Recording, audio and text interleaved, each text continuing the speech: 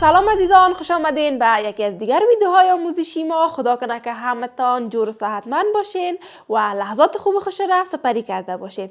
ما در درس گذشته خود حروف الفبا را از حرف الف مد تا حرف ت خواندیم. امروز قرار است از حرف س درس خود آغاز کنیم. حرف ما حرف س است که با ب، پ و ت کاملا یکسان نوشته میشه، ولی فرقش این است که سه نقطه داره و در بالای سرش. مثال که به شما آوردیم 3 ثانیه است. حرفایی که در ثانیه شامل است س، الف، نون یا اگردک ثانیه که از جمله واحدهای اندازه‌گیری ساعت می باشه. به تعقیبش مثال دیگه ما 3 ثواب است و حرفایی که در ثواب شامل است س، واو، الف، ب است. چی میشه؟ ثواب. مثال بعدی ما به حرف س است ثریا، س، ر یا الف. ثریا. به تعقیبش حرف جیم است که جیم یک نقطه داره و مثال که به شما آوردیم جیم، واو، الف، ر یا. جواری که جواری از جمله محصولات زراعتی می باشه. به تعقیبش مثال دیگه ما جهان است و حرفایی که در جهان آمده جیم، هید چشمه، الف، نون. جهان. مثال بعدی ما جیم جنگل است. حرفایی که در جنگل شامل است جیم، نون، گاف، لام است و پادشاه جنگل هم شیر است.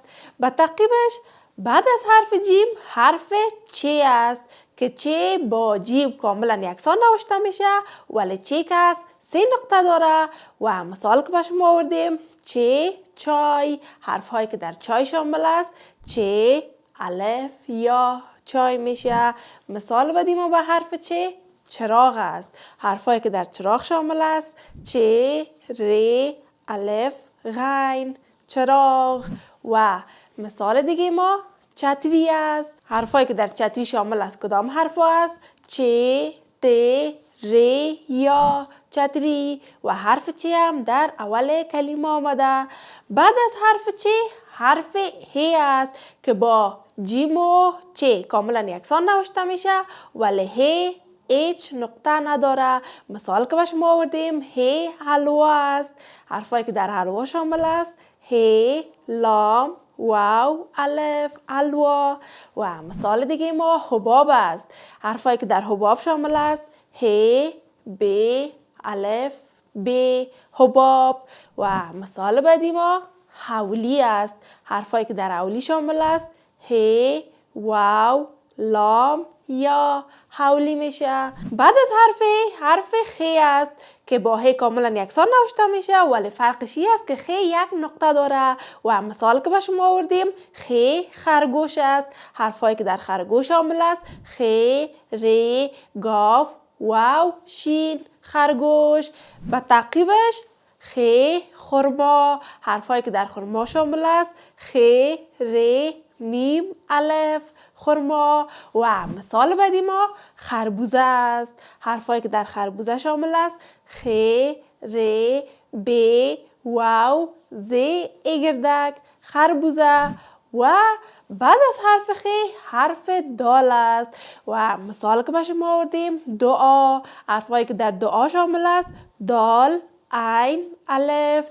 دعا. مثال بعدی ما دال دریا است و حرفایی که در دریا شامل است دال، ر یا الف. دریا. به تعقیبش مثال بعدی ما دندان است. حرفایی که در دندان شامل است دال، نون، دال، الف، نون. دندان. و یادتان نره که باید هر شب قبل از خواب دندانایتان هم برس کنین.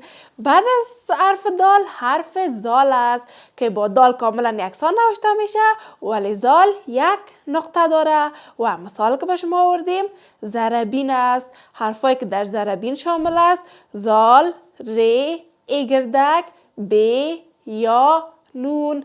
ضربین. مثال بعدی ما زال غذا است و حرفایی که در غذا شامل است غین، زال، الف. غذا. و حرف زال در وسط کلمه آمده. به تعقیبش مثال دیگه ما کاغذ است. که حرفایی که در کاغذ شامل است: کاف، الف، غین، زال. کاغذ و حرف زال در اخیر کلمه آمده. خب دوستکای عزیز، این بود درسی برنامه ما که از حرف سه تا حرف زال خواندیم. تا برنامه بعدی و درس بعدی شما رو به خداوند یکتا میسپارم. کامیاب و موفق باشین.